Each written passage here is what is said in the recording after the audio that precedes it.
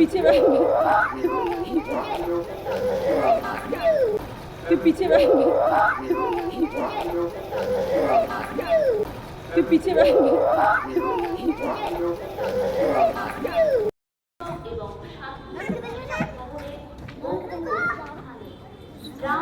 अरे अरे उसको छोड़ दे, ऊपर बैठा के छोड़ दे, देख आ जाएगा। গার্ডেনে গিয়ে ওরা এত দুষ্টুমি করছিল। আমার মেয়ে তো এমনিতেই খুব দুষ্টু, আর ওইখানে গিয়ে ওই আমাদের ওই বাড়ির 3টে বাচ্চাকে পেয়ে আরও দুষ্টুমি করছিল বাবারে। আর ওরা খুব মানে খুশি হয়েছে। আর একা একা তো মানে খেলতে ভালো লাগে না, আর ও বন্ধুদের জোগাড় করে নিয়ে গেছিলো, এর জন্য ও খুব হ্যাপি ছিল আজকে, আর খুব খুশি, কি সুন্দর আনন্দ করেছে।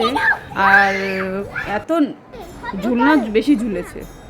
আর আমারটা কি করে, সে দৌড়াদৌড়ি করে এইখানে ওইখানে এই ওই, মানে এক জায়গায় যে একটা জিনিস খেলবে না। দুষ্টুমি কাকে বলে ওদের কাছ থেকেই শিখতে হবে।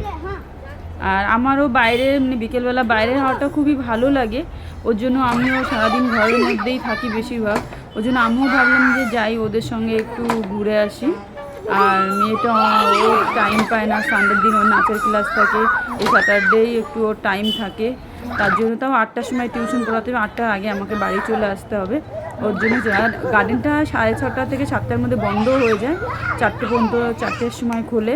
ওর জন্য আগে একদিন নিয়ে গেছিলাম, আজকে নিয়ে গেছি।